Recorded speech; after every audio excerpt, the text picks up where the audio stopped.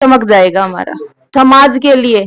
अगर मैं कुछ कर पाऊंगी तो ये मेरे जीवन का सबसे बड़ा काम हो। मैं 1100 रुपए मुफ्त और सिलेंडर फ्री है।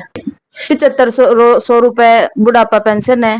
नमस्कार जी, मैं धनराज अलाता आ चुका हूँ कलानौर में। जैसा कि तस्वीर में देख पा रहे हो, निगाना गांव से पूनम जी हमारे साथ जुड़ चुकी है। पूनम जी एक समाज सेवी भी है और बहुजन समाज पार्टी से कलानौर हल्के से टिकट लेके आई है और आज इन्होंने नामांकन भी दर्ज किया है। नमस्कार पूनम। नमस्कार सर। पूनम जी सबसे पहले बहुत बहुत बधाई देना चाहेंगे कि आपको बहुजन समाज पार्टी ने टिकट दी। बहुत बहुत बधाई। धन्यवाद सर आप लोगों का कि आप यहाँ पे आए। धन्यवाद करने के लिए आपका भी बहुत बहुत धन्यवाद। पूनम जी बेसिकली आप बताइए हमारे दर्शकों को, आप किन किन मुद्दों को लेकर कलानौर जनता के साथ में जाने वाली। सर सबसे पहले तो हमारी पार्टी ने पहले ही घोषणाएं कर रखी है, तो हम उन घोषणाओं को पूरा करने का भी काम करेंगे।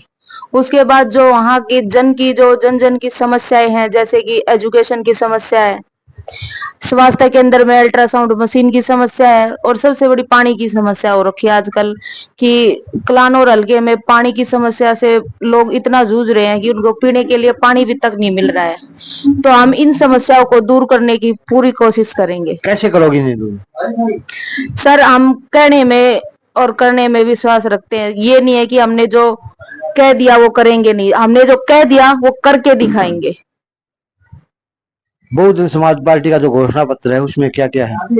बहुजन समाज पार्टी का जो घोषणा पत्र है, जो गठबंधन का घोषणा पत्र है सर, उसमें 7500 रुपए बुढ़ापा पेंशन है, 21,000 रुपए बेरोजगार भत्ता है, और महिलाओं के लिए महीने में 1100 रुपए मुफ्त और सिलेंडर फ्री है।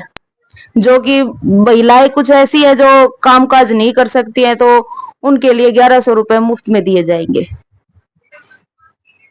आपके कलानौर हल्के में मुख्य रूप से क्या क्या समस्याएं, बात करें शिक्षा से संबंधित, सबसे पहले शिक्षा से संबंधित बताइए किस प्रकार की समस्याएं कलानौर हल्के की जनता झेल रही है? देखो आजकल क्या है कि सरकारी स्कूल और प्राइवेटाइजेशन इतना हो गया है कि प्राइवेट स्कूल में मुंह मांगी लेते हैं।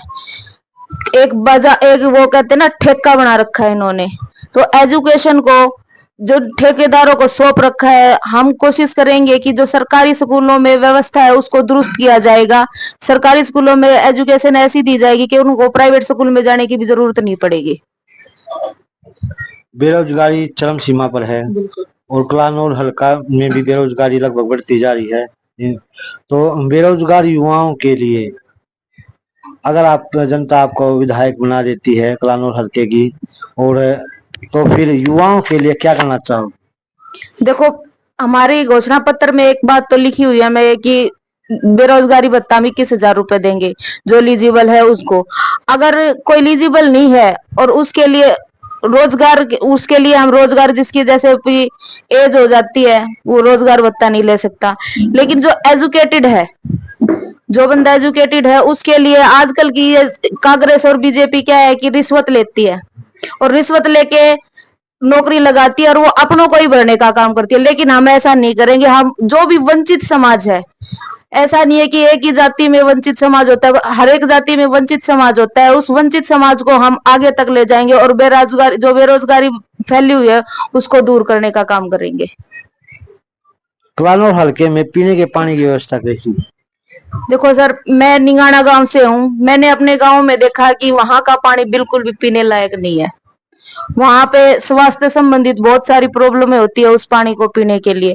हम हर गांव में, हमारे कलानौर हल्के के हर गांव में आरओ लगवाने का काम करेंगे। एक आपके निगाना गांव में हमने देखा जो रास्ता है वो बिल्कुल टूटा हुआ है और कई सालों से देखते आ रहे हैं, जो बहुत से खड्डे हैं उसमें, तो उसके बारे में क्या सोच रखती हो आप? क्या उस रास्ते के का भी सर हम प्रबंध करेंगे। अगर कलानौर की जनता मेरे पे विश्वास करती है तो मैं उनको विश्वास दिलाती हूँ कि उनको कभी भी असुविधाओं का सामना नहीं करना पड़ेगा। बात करें पूनम जी आपकी शिक्षा की, आप कितनी पढ़ी लिखी? सर मैं एम.कॉम बीएड हूँ। तो राजनीति में कदम किस प्रकार रखा आपने? आप शिक्षित एम.कॉम और बीएड बता रही हो, आप एक कॉमर्स से संबंधित आपने एजुकेशन प्राप्त की है, तो मास्टर ऑफ कॉमर्स करने के बाद राजनीति में कैसे आए? सर मेरे हस्बैंड जब मेरी शादी, वैसे तो हम शादी से पहले ही राजनीति से जुड़े हुए हैं, लेकिन यहाँ आने के बाद मेरे हस्बैंड 1998 से लेकर लगातार बीएसपी में काम कर रहे थे। उन्होंने मुझे बाबा साहब, मान्यवर साहब काशीराम के विचारों के बारे में बताया। उनके विचार मुझे बहुत अच्छे लगे और मैंने भी सोच लिया कि हमें रोजगार, अपने समाज के लिए अगर कुछ करना होगा तो हमें राजनीति में जाना जरूरी है। नौकरी का क्या है सर, नौकरी तो सब कर लेते, लेकिन समाज के लिए अगर मैं कुछ कर पाऊंगी तो ये मेरे जीवन का सबसे बड़ा काम होगा। तो अगर कलानौर हल्के की सम्मानित जनता आपको मौका देती है तो कलानौर हल्के को चमका दोगे? बिल्कुल सर, मैं कलानौर की जनता को बिल्कुल भी निराश नहीं करूंगी। उनके लिए जो कुछ भी बन पड़ेगा ना, 24 घंटे के लिए मैं उनके लिए तैयार खड़ी रहूंगी। पेरिस बना दोगे? बिल्कुल बिल्कुल सर, कलानौर हल्का चमक जाएगा हमारा।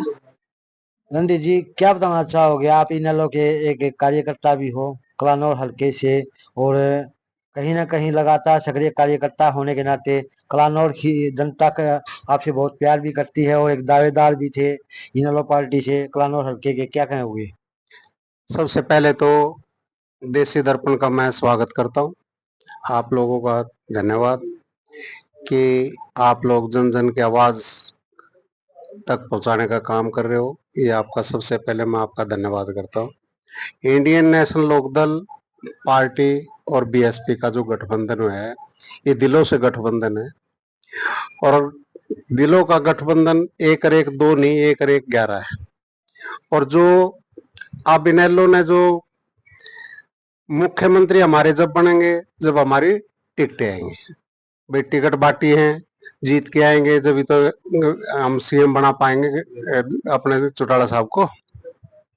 तो जो चौटाला साहब और जो बीएसपी का है, सबसे पहले तो मैं इनका धन्यवाद करता हूँ। कम से कम दोनों ने जो जुड़ के काम करने का जो निर्णय लिया है वो बहुत ही विचारणीय, सराहनीय, बड़ा अच्छा निर्णय लिया है। ठीक है। और अब जो इलेक्शन होगा ना, जैसे कांग्रेस भी बीजेपी भी, जिस टाइप से इनका घमासान युद्ध हो रहा है और हमारा जो थर्ड मोर्चा तैयार हो रहा है, थर्ड मोर्चे की सरकार बनेगी, इंडियन नेशनल लोकदल का मुख्यमंत्री बनेगा, बीएसपी सपोर्ट में है तो बीएसपी के मंत्रालय डिप्टी सीएम भी बनेगा और बहुत बढ़िया प्रदर्शन होगा।